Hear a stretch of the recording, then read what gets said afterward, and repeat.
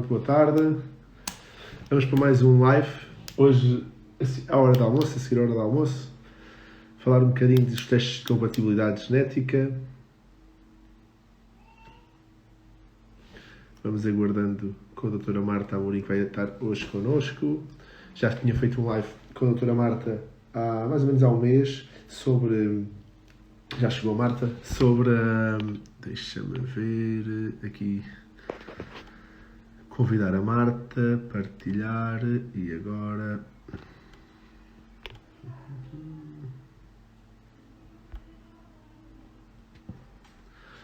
Marta Amorim... Enviar o pedido à Marta, basicamente. Há um mês, mais ou menos, fizemos um live. Olá, Marta. Olá! Tudo bem? Mais uma vez. Mas, Obrigado por aceitares o convite. obrigada por me convidares. É sempre bom ter a Há um oportunidade mês, de falar destas coisas.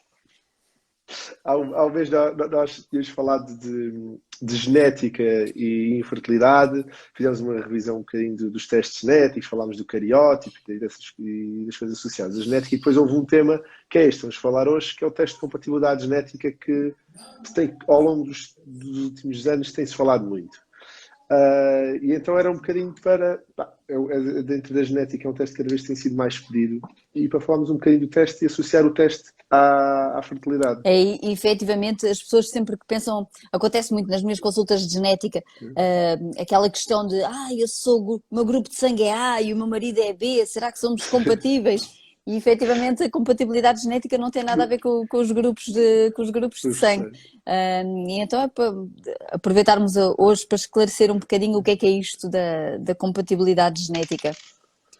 Eu acho que para começarmos a perceber, temos que voltar um bocadinho atrás novamente e perceber o que é isto das doenças genéticas e efetivamente o que é que nós estamos à procura quando fazemos estes testes de compatibilidade. Exatamente. Sim, assim fazemos um bocadinho uma revisão do que fizemos outra vez do outro live, acho que era ótimo. Sim, acho que sim. Então, olha, só para... queres começar já ou aguardamos mais um bocadinho para entrar mais gente? Sim, podemos aguardar mais um bocadinho. Olha, já agora, a Marta, onde é que a podemos encontrar? A Marta Olha, boa. trabalhas na clínica Passo a Passos. Assim damos mais tempo para as Sim, pessoas irem entrando. A Marta trabalha na clínica Passo a Passos. Também trabalha no Centro Hospitalar de Lisboa Central, na Estefânia, certo? Onde passas maioritariamente exatamente. tempo. Sim, Pronto. sim. Portanto, eu, E... Sim, eu diz. trabalho o centro hospitalar, são os vários hospitais, Correia Cabral, MAC, Hospitais. mas a genética está situada no Hospital Dona Estefânia, porque efetivamente é com a pediatria que trabalhamos mais, apesar de atendermos qualquer faixa etária e estamos lá localizados na Estefânia. Mas depois, tal como disseste, estou na clínica E Passo a Passo, estou no Instituto Português da passa. Retina, portanto, se alguém precisar. Está lá, geralmente é o link que eu costumo partilhar quando há referência ao para ti, é o da clínica passo a passo, ao Instituto da Retina. Mas podemos ir avançando. Isto depois também vai ficar gravado. As pessoas que se não apanharem logo no início, tudo vai ficar gravado e podem aceder ao histórico e ver todo o direto. Por acaso, da outra vez lembrei-me de partilhar no meu próprio Instagram a avisar que Sim. ia acontecer, desta Instagram? vez esqueci-me. Sim. Desta vez esqueci-me, olha. Agora começámos é que desta vez não partilhei. Então, mas olha, Mas depois começando, partilhas. Sim, eu geralmente há partilhamos o link uma forma depois, sim. de partilhar posterior, depois dá uma forma, tanto no Instagram como no Facebook, geralmente também depois faço isso. E é para partilhar e é fácil. Está bem, boa. Então vá, começando, só para nos situarmos aqui um bocadinho, efetivamente o objetivo quando fazemos estes testes é, estamos a planear uma gravidez e queremos ao máximo prevenir que a descendência tenha, que os nossos filhos tenham doenças, não é? E há várias coisas que já fazemos e que estão no Sistema Nacional de Saúde e há muitas medidas que são adotadas por todos, algumas até instintivas, para termos efetivamente uma gravidez sem afetar o feto e um feto saudável. Há outras que não são tão imediatas e é uma dessas que vamos falar aqui um bocadinho. Em todas, portanto, na taxa de mortalidade, nas taxas de morbilidade infantil, as doenças genéticas têm efetivamente um peso muito grande. E sabemos que em qualquer gravidez existe um risco de cerca de 3% de haver um problema. E eu mostro-vos aqui um gráfico só para verem mais ou menos. Oi, a ver se eu me situo. Portanto, efetivamente, 3% das gravidezes podem ter problemas. E se dividirmos esses 3%, vemos que aqui cerca de 10 a 15% são as anomalias cromossómicas, sobretudo o síndrome de Down, que é o mais frequente, mas também outras. Depois temos aqui as exposições pré-natais, e aqui estão englobados os teratogénios, que são aquelas coisas, consumir álcool durante a gravidez, alguns fármacos que podem fazer mal ao bebê, portanto, situações dessas e que normalmente nas consultas de pré-natal se pergunta sempre, olha, consumo de álcool, consumo de tabaco, fármacos que esteja a usar, não pode usar ácido valproico, não pode usar este. Portanto, estas estão aqui porque efetivamente alguns agentes podem fazer mal aos bebés. Depois este bolo grande, aqui o vermelho, o rosa, no fundo são as multifactoriais e aquelas que nós não sabemos muito bem. E depois aqui, a verde, temos as de doenças monogénicas, portanto, que são atribuíveis a um gene. E só para a gente perceber aqui um bocadinho melhor, portanto, aqui estão vários dos fármacos que podem fazer mal e doenças maternas, por exemplo, a diabetes, o lúpus e vários outros fármacos, as infecções também, e são estas coisas que nós vamos despistando na gravidez, a rubéola, a sífilis, e que se vão fazendo as sorologias para despistar estas coisas. Quando falamos das cromossomopatias e falamos do síndrome de Down, portanto, são situações em que o que acontece é que no óvulo e no espermatozoide, que são os gametas, os cromossomas têm que se separar e têm que ir um para cada lado. Às vezes isso não acontece e vão dois para um lado e não fica nenhum do outro. E quando vão dois para um lado se juntam um depois do outro progenitor, isto dá 3, e daí a tria 21, ou trissomia 18, ou trissomia 13. Qualquer uma poderia acontecer, mas as outras trissomias não são viáveis e os fetos acabam por falecer. Estas é que são viáveis e o síndrome de Down é viável até, portanto, as crianças nascem e têm morbilidade associada, mas sobrevivem. E efetivamente é uma situação que está associada sobretudo à idade materna, dispara a partir dos 35 anos este risco das cromossomopatias e o risco da trissomia 21. E pronto, isso para estas alterações diz, desculpa interromper, por exemplo, uma das questões para nós diagnosticarmos, por exemplo, um síndrome de Down mais comum, muitas vezes o que fazemos é, gravidez mesmo em gravidez espontâneas, fazer o rastreio combinado do primeiro trimestre, ou então a pesquisa do DNA fetal, panorama, exatamente, neobona. E esse faz o diagnóstico. Outra alternativa que nós temos dentro da fertilidade é fazer o PGTA, que é o diagnóstico gestacional pré-implantatório, em que diagnostica essas trissomias e que em Portugal é permitido em qualquer mulher. Há critérios para isto, que cada país tem os seus critérios, e nós, por exemplo, a trissomia entre os 18 e 21, mulheres com mais de 39 anos, abortos de repetição, tratamentos FIV falhados, podemos fazer o PGTA e aí diagnosticar precocemente antes mesmo da implantação, porque são aquelas que têm mais impacto. Era só uma à parte.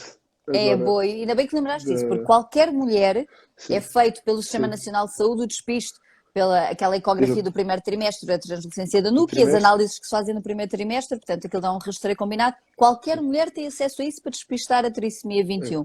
Depois, quando há riscos maiores, e a trissomia 21, lembrar que como isto é a separação dos cromossomas, é uma coisa esporádica, não há hereditariedade, portanto não há muito aquela tendência, eu tenho um familiar com trissomia 21, mas não existe risco para o resto da família. A não ser em determinadas situações em que o cromossoma 21 está encavalitado no outro cromossoma. São as translocações robertsonianas. E aí existe um risco um bocadinho aumentado, mas são muito poucos os casos em que isso acontece. Mas, efetivamente, famílias em que haja uma translocação, em que haja já alguma alteração nos cromossomas e o risco seja um bocadinho maior, convém fazer esse tipo de exames, PGTAs, quando se faz os FIVs, ou uma abordagem mais incisiva. Mas qualquer mulher tem esta vigilância e tem a vigilância dos teratogénios. Quando chegamos às doenças monogénicas, aqui é que o caso muda de figura, e só para vos mostrar aqui. Portanto, nas outras falávamos da alteração do número dos cromossomas. Na trissomia 21 há um cromossoma 21 inteiro a mais. As doenças monogénicas são genes, e os genes estão no meio dos cromossomas que têm uma pequena alteração de uma letra, uma deleção de uma letra, portanto são coisas muito mais pequeninas e que podem acontecer de duas maneiras. Ou acontecem de novo, portanto, quando estão os espermatozoides a multiplicar há um erro que fica lá ou um erro que fica no óvulo e acontece uma doença dominante de novo, que apareceu pela primeira vez naquela criança, não há risco para os progenitores e normalmente não suspeitamos, a não ser que haja anomalias ecográficas. E aí, por exemplo, uma acondroplasia, o mais conhecido vulgarmente pelos anões. Portanto, quando se descobre numa ecografia que há um fémur curto, ok, temos aqui uma suspeita, vamos fazer um exame específico, mas habitualmente as doenças de novo acontecem, como os pais não eram afetados, não conseguimos fazer grande coisa para diagnosticá-la em pré-natal. As recessivas, o que é que acontece nas recessivas? Vou-vos mostrar aqui o esquema. Nas recessivas, quando há alteração de portanto a nossa informação genética está toda em duplicado. Se tivermos alteração de uma das cópias, diz que a pessoa é portadora.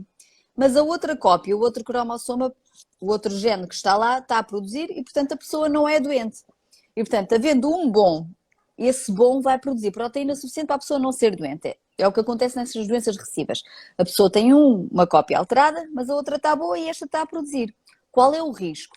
É quando casamos com alguém, ou temos um projeto parental com alguém que é portador da mesma situação. E aí o que é que vai acontecer? Este pai vai ter metade dos espermatozoides com o gene bom, metade dos espermatozoides com o gene alterado. Esta mãe vai ter metade dos óvulos com o gene bom, metade dos óvulos com o gene alterado. E depois pode-se juntar o óvulo bom daqui com o espermatozoide bom daqui e dá um feto saudável. Pode-se juntar um espermatozoide com o gene alterado, mas se vier um óvulo bom daqui, o filho é portador, mas está tudo bem. Ou ao contrário, veio o óvulo alterado, mas com o espermatozoide bom. E fica aqui que está tudo bem. Mas em 25% dos casos, pode vir o espermatozoide alterado com o óvulo alterado e o feto fica com as duas cópias mutadas e não está a produzir proteína. E aqui então temos uma doença. O que acontece habitualmente no nosso Sistema Nacional de Saúde é, por exemplo, a fibrose quística, que é das doenças recessivas mais frequentes no nosso país.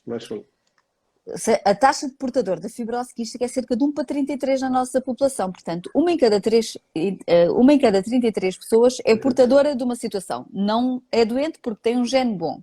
Mas se casar com outro portador tem o risco de 25% de ter um filho. Normalmente o que acontece é, nasceu uma criança com fibrose quística. Depois vamos fazer os testes aos pais, e depois aos tios, e depois aos cônjuges dos tios, para ver quem é que corre risco. Mas não se faz isto à população em geral. E não é o que acontece em todos os países. Os Estados Unidos, que vivem muito dos seguros e sabem o que é o peso de depois ter uma criança com problemas, com muitos cuidados ao longo da vida, portanto, eles apostam muito neste tipo de testes para prevenir que nasçam crianças. E, portanto, a Sociedade Americana, a ACOG, que é a Sociedade Americana de Ginecologia e as de Obstetrícia, já fazem, eu rastrei para 15 doenças. Portanto, há 15 doenças que são criadas em todas as pessoas para saber se as pessoas são portadoras ou não e depois fazer ao cônjuge. E o teste de compatibilidade é isto. É saber de que doenças é que somos portadores. Todos nós somos portadores de doenças recessivas. Não os vamos manifestar porque temos um gene bom, mas todos nós estima-se que possamos ter 4 a 7 doenças recessivas. As estimativas iniciais eram essas, algumas às vezes são mais baixas, mas pronto, até 7 doenças é estimado que possamos ser portadores. E se efetivamente o nosso cônjuge, dos 20 mil genes que conhecemos, for portador de uma doença exatamente no mesmo gene, que é uma lotaria, isto é o inverso de ganhar Euromilhões, é uma autêntica lotaria, aí há um risco de 25% dos fetos e dos filhos serem afetados por uma doença que habitualmente são doenças muito debilitantes, com morbilidade alta, mortalidade alta. E, portanto, este é um teste que faz algum sentido. Depois ainda há outro. Há outro que são as doenças ligadas ao X, que habitualmente aqui só as mulheres é que são portadoras, porque as mulheres têm 2X, os homens têm um X e um Y, e, portanto, as mulheres podem ser portadoras de doenças ligadas ao X e podem passar às meninas, e as meninas, 50% das meninas vão ser portadoras, mas 50% dos meninos vão ser doentes. Portanto, as meninas, 50% é portadora, mas não doente, 50% dos rapazes vão ser doentes. Isto é, por exemplo, o X frágil, em que as mulheres são portadoras, podem ter algumas manifestações. A distrofia muscular do Duchenne e a outras doenças ligadas ao X. Quando é que o risco onde existe o maior risco das doenças recessivas é na consanguinidade, quando se fala dos casamentos entre primos, e há determinadas populações onde isso acontece mais, e que acontecia muito nas casas reais. Efetivamente, o risco é porque as pessoas tendo um passado genético, um património genético idêntico, têm maior risco de serem Maior portadoras probabilidade. exatamente das mesmas doenças. E, portanto, os testes de compatibilidade, no fundo, o que vêem é se o património genético de alguma forma se cruza e há um risco destas doenças recessivas. E quando há, o que é que se faz? Portanto, sabendo isto, habitualmente o que se faz é estuda-se a mãe para despiste para ver de que doenças é que a mãe é portadora e se é portadora de doenças ligadas ao X. E depois no pai só se vai fazer as doenças que a mãe é portadora. Portanto, para ver se há alguma que seja a mesma. Não havendo esse risco, não se faz nada. Às vezes também quando se faz FIVs com dador de oócitos, Pois, aproveita-se também para fazer este tipo de era, estudos. era isso que eu ia dizer. Nós, por exemplo, na área da infertilidade, nós fazemos sempre isso dentro da fibrose e agora algumas mielodistrofias, quem recorre à doação de óvulos ou doação de esperma, em que nós pedimos o cariótipo e pedimos a fibrose quística. E nos últimos anos tem-se até proposto mesmo um teste de compatibilidade genética, já que vamos selecionar tanto a Exatamente. dadora como o dador, fazemos o teste de compatibilidade genética para evitar ao máximo o risco de ter esses 25% de manifestação das doenças. Olha, eu aproveitar para te Sim. mostrar aqui, isto é mais ou menos, isto foi tirado por acaso de um flyer de um dos testes, mas é só para mostrar Sim. mais ou menos. Isto são as taxas de portadores na nossa população, aproximado. Portanto, estão a ver aqui, a fibrose quística, aqui está 1 para 25, mas é mais ou menos entre 1 25 e 1 40, a maior parte dos sítios diz 1 para 33. A atrofia muscular espinhal 1 para 50, portanto, uma em cada 50 pessoas é portadora. Doença renal poliquística autossómica recebe 1 para 70, todas as formas de surdez 1 para 80, portanto, o X frágil 1 para 250, portanto, há várias doenças que nós nem fazemos ideia, mas quando se começa a estudar este tipo de... até uma pessoa se espanta como é que efetivamente não se faz mais. É o tipo de doença, por exemplo, o risco de síndrome de Down é 1 em cada 750 nascimentos, mas se juntarmos estas doenças todas, é 1 em cada 580 gravidezes. E, portanto, Exatamente. faz sentido efetivamente fazer-se este tipo de estudo. E eu tenho isto aqui só para mostrar porque é que isto agora, porque é que agora se fala disto e antigamente não se falava? Porque antigamente, quando se fez a sequenciação do genoma, eu tenho aqui a sequenciação uma imagenzita, demorou-se 13 anos para fazer a sequenciação do primeiro genoma. Começou-se em 1990 e acabou-se em 2003. E porquê é que isto demorava? Porque a técnica que se usava era a sequenciação de Sanger, que é este senhor aqui, que deu o nome à técnica, e então o que se fazia era, cada vez que se juntava uma base, há 4 bases, o A, o C e o G, isto emitia uma fluorescência e depois nós lê-se esta fluorescência no cromatograma, que isto ainda se usa para estudar determinadas situações, e sabíamos, ok, aqui está um A, aqui está um T, e cada vez que havia uma alteração percebíamos por esta alteração de cores. Só que isto é dispendioso e só se consegue estudar um gene de cada vez. E, portanto, cada vez que tínhamos uma suspeita de uma doença genética, tínhamos de ter uma suspeita forte e estudar aquele gene, um de cada vez. Isso mudou radicalmente nos últimos anos, quando se começou a fazer isto que se chama a sequenciação de nova geração, que é o NGS, em que se fazem várias leituras ao mesmo tempo para vários segmentos e consegue-se estudar o genoma todo, ou personalizar e estudar só o exoma, que são as expressões que passam para proteínas, ou painéis personalizados. Neste caso, o que se faz nos testes do carrier é estudar mutações específicas. Portanto, o risco aqui quando se faz isto é, agora consegue sequenciar muita coisa, pois há o risco é de termos muita informação que não sabemos interpretar, porque pode vir muita coisa que não sabemos. E normalmente o que se faz nestes painéis já é possível desenhar os painéis e cada laboratório tem o seu painel. Há uns que têm 15 doenças, há uns que têm 3, que são a atrofia muscular espinhal, a fibrose quística e o X frágil, há uns que têm as 15 das recomendações da ACOG, há uns que têm 100, há outros que têm 300. Habitualmente estudam só algumas mutações, exatamente para ter a certeza que vão estudar mutações que sabemos que causam doença e que não nos vão vir estas que são as variantes de significado desconhecido, que nós não sabemos o impacto e, portanto, só ia aumentar a ansiedade. Portanto, o objetivo destes painéis é ter um painel com informação que seja útil clinicamente e não aumente a ansiedade. E pronto, efetivamente, quando se descobriu quando se começou a fazer o NGS, foi isto que aconteceu. Os custos de sequenciação, portanto, eram $10.000 por megabase, centralizar um bocadinho a imagem, por megabase, e o que aconteceu quando se começou a fazer o NGS foi isto. Os custos desceram brutalmente. Hoje em dia é possível fazer uma sequenciação de um exoma total por menos de $1.000. Portanto, isto diminuiu brutalmente e fazer este tipo de painéis é cada vez mais barato. Os preços neste momento variam consoante o número de genes que lá estão, evidentemente, mas já se conseguem fazer painéis destes à volta dos 500, 600 euros e se forem menos genes ainda menos, e estes preços vão continuar a baixar, felizmente. E vai ser um dos exames cada vez mais pedidos. Por exemplo, nos É, Estados Unidos é comum todos os casais que recorrem aos centros de é PMA verdade. fazerem um teste É, destes. Toda a gente. é. Não há... Um bocadinho aqui, os preços começaram a baixar e começámos a pedir mais, mas mesmo assim ainda fica na dúvida a quem pedir vantagens, desvantagens, vamos conseguir mudar. Claramente, quando se recorre à doação de óvulos ou de esperma, há vantagens em fazer. No casal heterossexual que recorre ao centro é mais uma alternativa, principalmente se tiver alguma história pesada ou de abortos de repetição ou de infertilidade de longa Se duração, que houver, nos pode dar alguns eu, resultados. eu, eu neste momento as situações em que acho que é mais, se há consanguinidade Uhum, e há esse receio, portanto, havendo consanguinidade poderá haver indicação. Quando há historial de alguma doença genética e porventura o caso índex, que é a pessoa que é afetada, não se conseguiu fazer uhum. estudo, não se tem bem a certeza do que é aquela doença e as pessoas querem ficar mais descansadas. Portanto, nestas situações, quando há abortos de repetição em que efetivamente já se fez tudo o que havia para fazer em termos de despistos de cromossomopatias e situações mesmo da mulher, do homem, e não se conseguiu descobrir grande coisa. Portanto, nestas situações de maior risco, já se pode fazer. Nos Estados Unidos, efetivamente, eles. Eu fui, por acaso, é engraçado. Eu no mesmo ano, acho que foi em 2017 ou 2018, fui ao American College of Medical Genetics e fui ao European. Uhum. Foi a primeira vez que fui ao Congresso de Genética americano e europeu no mesmo ano. E isto foi à praia foi no mínimo há 3 anos atrás. Percebi que o Carrier, que é o nome do teste lá, é gigante nos Estados Unidos. Nos Estados Unidos faz mais do que o pré-natal não invasivo.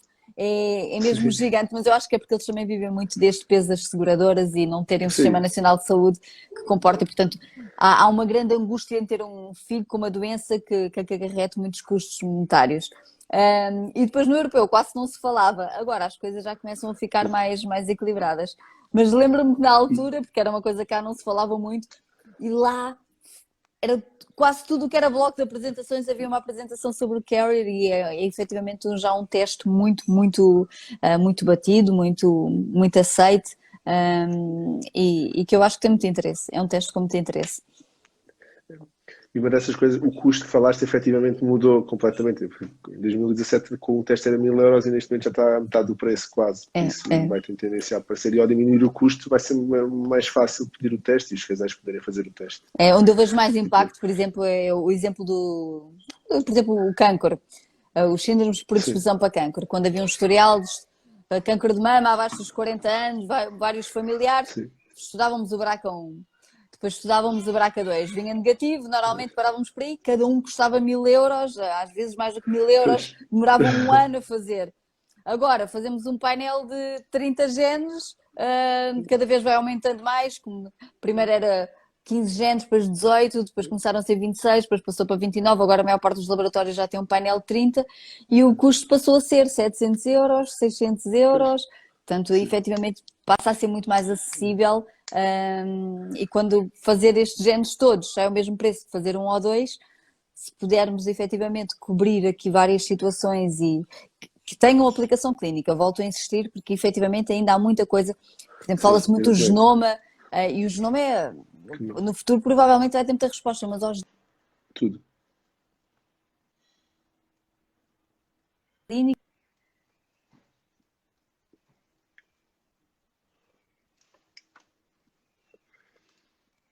Isto de vez em quando está com falhas, Marta. Eu estou a ouvir mal, não sei se as outras pessoas também.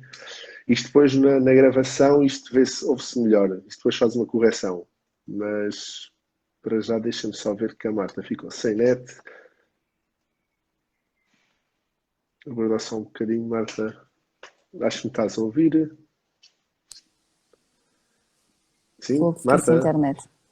Já está. Boa, boa, Já ficamos, estou. Boa, já pronto. estamos de A volta. parte. Tive aqui um momento Já, de. já estamos. Aquela parte de. Isto depois fica gravado, mesmo que apareça agora lento, depois quando voltarmos e ficar gravado, ele Ok, atualiza. ok. Há uma coisa que depois não. nós não chegámos a falar que é, imaginemos que há um diagnóstico, por exemplo, da fibrose quística, aquelas com um grande impacto no primeiro filho, e no segundo filho É podemos verdade, fazer a questão do PGTM, que é é fazer um verdade, ciclo FIV e estudar especificamente a mutação é associada, verdade. Ficou associada perfeito. àquela doença. Tens toda a razão, E, ficou esse ponto, que é que e- eu ia começar a dizer e depois meti outra coisa, que é sim, sim. exatamente o que é que Mas fazer. depois outra A coisa, partir sim, era. do momento, exa- é, a partir do momento em que sabemos que um casal são os dois portadores da mesma doença, há o risco de 25% da descendência ser afetada, ou nas doenças ligadas ao X, ou mesmo uma doença autossómica dominante que um pai já tem, há risco de 50%. Portanto, sempre que há uma doença monogénica já diagnosticada e que sabemos que há um risco de passar à descendência, o que é possível fazer? É possível recorrer ao DGPI, portanto, o diagnóstico genético pré-implantação, em que se faz uma técnica de reprodução médica assistida e se estudam os embriões ainda in vitro e depois só se faz o implante daqueles que não são a afetados, a transferência. transferência dos não afetados. Ou a outra é durante a gravidez fazer o diagnóstico pré-natal, que pode ser feito de duas maneiras, ou por biópsia de velocidades coriónicas, que é feita entre as 11 e 13 semanas e é através da vagina, Exatamente.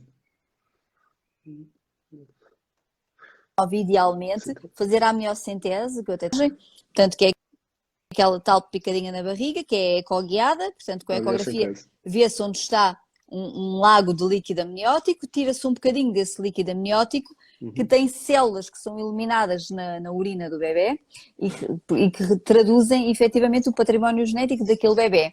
E vai-se pesquisar essas variantes genéticas para saber se o feto é afetado ou não. Portanto, se ele só tiver uma, não é reportado, se não tiver nenhuma, não é afetado, portanto, isso não é reportado. Se ele tiver as duas e for afetado, isso é reportado e é dado ao casal a possibilidade de interromper a gravidez. Portanto, faz isto para as doenças que são incompatíveis com a vida ou têm uma morbilidade alta.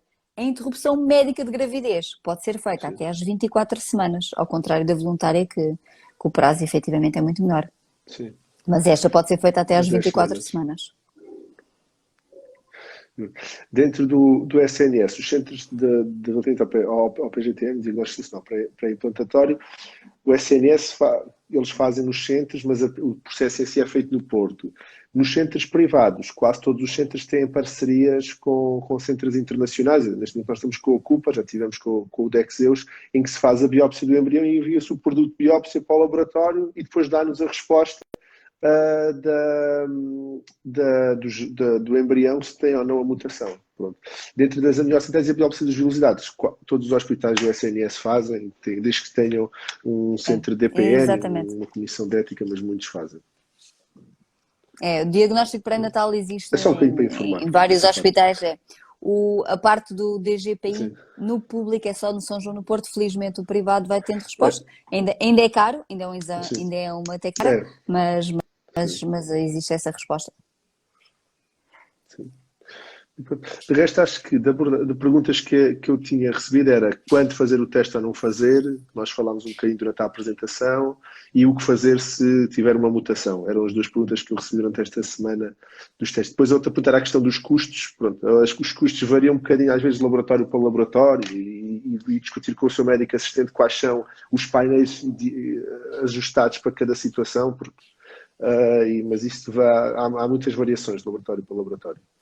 E eu, por acaso, aos dias de hoje nem sei. Não sei que laboratórios é que estão a fazer, a que preços, não tem, mas é uma questão efetivamente em cada situação, exatamente o que tu disseste, a fazer essa pesquisa. Neste momento, o que eu saiba, há três. Há um que é de uma empresa que é do Horizon, tem o Horizon e o Panorama que é um teste de DNA fetal e o Horizon que é um teste de compatibilidade genética, é a TW Genetics. Há outra que é a Unilabs que está que tem outro teste que chama-se teste de portadores, e depois há outro que é da Cinelab que tem o pré-congene. A Joaquim Chaves também deve ter alguma e a Cinelab também. Sim, mas, mas esses três são assim os que... Eu desconfio que quase todos eles neste momento já devem ter e provavelmente até tem mais do que um e tem mais do que uma oferta. E é uma questão de sempre que as pessoas tiverem essa vontade de fazer essa pesquisa pelos os grandes laboratórios, porque quase todos eles devem ter este tipo de teste neste momento. Sim, E pronto, convém depois ter alguma parceria com algum médico assistente, porque não é só pedir o teste e convém depois discutir os resultados, porque Não, e vai tem que. haver lá muitos resultados que Não, não sabem objetivamente qual não, é o e isso ainda impacto. bem que falas, porque isso é uma coisa importante, Miguel, que me Sim. lembraste agora, que é os testes de portador, que são, Uhum. chamam-se de portador ou de heterozigotia, como não afetam a saúde do próprio, em Portugal, pela lei, e eu acho que esse é o grande no nosso país. Pela lei portuguesa, testes de heterozigotia só podem ser pedidos por médicos de genética. Portanto, só médicos de Pois, genética. E porquê? Porque a lei prevê alguma proteção para estas pessoas, porque isto são situações que não têm impacto na saúde do próprio. Portanto, tudo o que são testes de genética que não têm impacto na saúde do próprio, sejam eles de predisposição para cancro, de heterozigotia, têm que ser feitos por um médico de genética, porque têm que ficar num arquivo próprio e não ficarem, portanto, mesmo dentro do hospital, nós temos os nossos arquivos próprios e sim, estes resultados não ficam no sistema, que é para não haver discriminação, portanto, e as pessoas são protegidas mesmo quando há aqueles inquéritos das seguradoras, se tem alguma doença, se isto ou aquilo, sim. mesmo quando as pessoas já sabem que têm um gene de predisposição para cancro, quando é de Pode. predisposição e não têm Só. que dizer nada, portanto, são protegidos por lei, pela legislação portuguesa e não têm que partilhar nem com entidades patronais, nem com seguradoras, nem com bancos. Ok? E por isso é que estes testes só podem ser pedidos por médicos de genética, e isso efetivamente, como nós ainda somos poucos, causa alguma limitação na É, capacidade de resposta. muitas vezes os próprios laboratórios o que nos dizem é que tem sempre algum geneticista de É, apoio, é, é, consultadoria. Na altura é. nós conhecemos com um desses que estavas, eras a representante, não sei se ainda continuas a ser deles, Não, mas pronto, não, já não. pronto, estavas com eles e pronto, geralmente há sempre alguém de genética com os laboratórios para justificar e fundamentar e auxiliar disso. Exatamente. Depois há questões de éticas também dos resultados, destes resultados. Há um parecer do Comitê de Ética relativamente à utilização destes testes genéticos que começaram a ser muito divulgados e até mesmo nas farmácias a fazerem, mesmo em centros de emagrecimento e tudo, e convinha ter uma legislação específica para isso, para proteger até nesses casos. Mas curiosamente os testes do wellness não são encaixados nisto, porque ainda Nesse, são por. Tanto aqueles para as dietas, para aconselhar em termos de sim. dieta, de desporto, esses não são encaixados neste tipo de legislação porque não se consideram testes genéticos de predisposição ainda. Mas estes sim, estes heterozygote carrier, sendo bem feitos, têm que ser pedidos por um médico de genética. Mas como tu dizes, quase todos os laboratórios têm um médico de genética, exatamente para se precaverem e poderem dar esta resposta. É. Tá bem, olha, Marta, de resto, queres mais acrescentar mais alguma coisa relativamente aos testes de compatibilidade genética? Acho que resumimos assim todo o Acho, tema, acho que ficou bem, não, acho que não há sim, acho assim que mais nada tu que queira acrescentar. foste fazendo aí Sim, apontamentos sim. importantes que me foi lembrando de algumas coisas e Sim. acho que sim, acho que cobrimos as coisas mais importantes, mas mais uma vez, como vai ficar aqui disponível, havendo qualquer Sim. questão, podem sempre também perguntar através daqui e se tiverem alguma dúvida mais clínica que queiram marcar consulta, também estamos sempre disponíveis. Exatamente. Olha, muito obrigado, Marta. Até à próxima. Nós de vez em quando vamos sempre falando, por isso É, já sabes quando eu tenho alguma coisa de genética, e se houver sempre algum tema que as pessoas avisar por queiram aqui. propor também, Exatamente, exatamente. É estamos cá isso. para Um isso. dos próximos, já Oi, agora, o próximo tema, vou fazer transferência. Um dos temas, muitos destes temas. Este tema, por acaso, não foi proposto. Às vezes recebo mensagens que querem ver temas abordados. A transferência de embriões congelados vai ser para a semana. Vou falar só de transferências de embriões congelados, protocolos, endométrio, que é uma das questões muito típicas dentro da PMA, que muitas questões se levantem. Então, vou falar do tema olha, eu vou assistir que na eu próxima também, semana. também tenho sempre curiosidades. Aprendemos sempre. Olha, obrigada, Obrigado. Miguel. Obrigada pelo convite. Obrigado, Marta. Olha, o resto, obrigado, e até breve e o resto de um bom fim de semana para todos. Beijinhos e obrigada a todos que partilharam este momento connosco. Beijinho. Vá. Beijinhos, Obrigado a obrigada. todos. Obrigado, beijinhos, beijinhos.